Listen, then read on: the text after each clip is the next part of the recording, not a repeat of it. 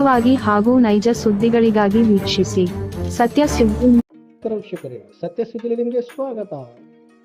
ದಾವಣಗೆರೆ ಜಿಲ್ಲೆಯ ಹರಿಹರ ತಾಲೂಕು ಹರಿಹರ ನಗರದಲ್ಲಿ ಪ್ರತಿ ವರ್ಷದಂತೆ ಈ ವರ್ಷವೂ ಸಹ ಶ್ರೀ ಮಹಾವೀರ್ ಜಯಂತಿ ಕಾರ್ಯಕ್ರಮ ಅದ್ದೂರಿಯಾಗಿ ಜರುಗಿತು. ಈ ಸಂದರ್ಭದಲ್ಲಿ ಹರಿಹರ ತಾಲೂಕಿನ ವಿವಿಧ ರಾಜಕೀಯ ಪಕ್ಷದ ನಾಯಕರು, ಮುಖಂಡರು ಹಾಗೂ ಶ್ರೀ ಮಹಾವೀರ್ ಜೈನ ಸಮಾಜದ ಮುಖಂಡರು, ಮಹಿಳಾ ಭಕ್ತರು ಈ ಸಂದರ್ಭದಲ್ಲಿ ನಮ್ಮ ವಾಹಿನಿಗೆ ಮಾತ್ರ ಹೆಚ್ಚಿನ ಮಾಹಿತಿ ಹಂಚಿಕೊಂಡರು. ವರದಿ ಸೈಯದ್ ಇರ್ಫಾನ್, ಸತ್ಯ ಸುದ್ದಿ ನ್ಯೂಸ್ ಕನ್ನಡ, ಹರಿಹರ.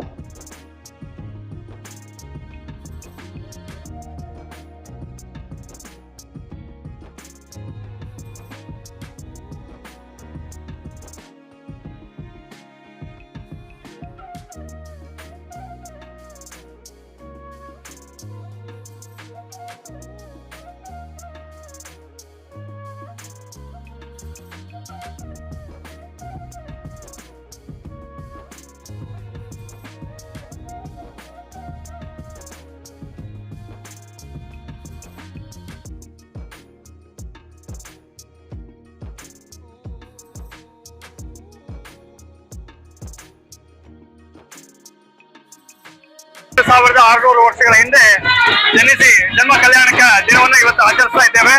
ಈ ದಿನ ಹರಿಹರ ನಗರದಲ್ಲಿ ಪಾಶ್ಚಾತ್ಯ ತೀರ್ಥಂಕರ ಬಸದಿಯಿಂದ ಪ್ರಾರಂಭಗೊಂಡಂತ ಈ ಒಂದು ಉತ್ಸವ ಮೆರವಣಿಗೆ ಇವತ್ತು ನಗರದ ರಾಜಬೀದಿಗಳೆಲ್ಲ ಬಂದು ಇವತ್ತು ಮೆರವಣಿಗೆ ಮುಖಾಂತರ ನಾವು ಮತ್ತೆ ವಾಪಸ್ ಪಾಶ್ಚಾತ್ಯ ತೀರ್ಥಂಕರ ಬಸದಿನ ತಲುಪ್ತಾ ಇದ್ದೇವೆ.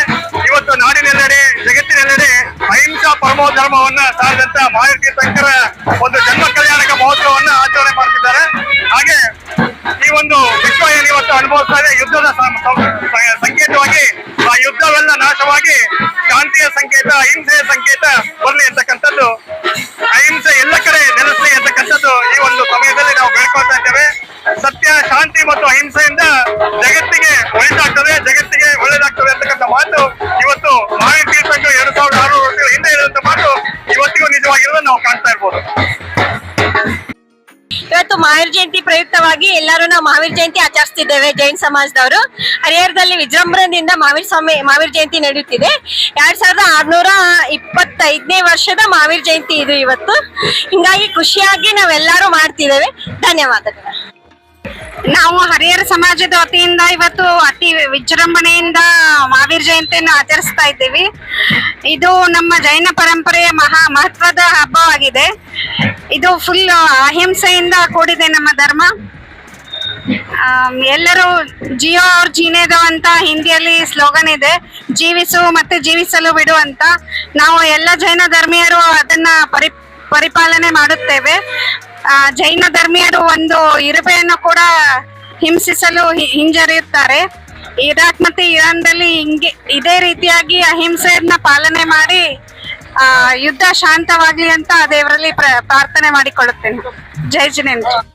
ಜೈ. ಎಲ್ಲ ಸೇರಿ ಚೆನ್ನಾಗಿ ಆಚರಿಸ್ಬೇಕು. ಎಲ್ರಿಗೂ ಜೈ ಜಿನೇಂದ್ರ. ಮಹಾವೀರ ಜಯಂತಿಯ ಶುಭಾಶಯಗಳು. ಎಲ್ಲ ಒಟ್ಟಿಗೆ ಮಹಾವೀರ್ ಜಯಂತಿಯನ್ನು ಬಹಳ ವಿಜೃಂಭಣೆಯಿಂದ ಆಚರಿಸ್ತಾ ಇದ್ದೀವಿ.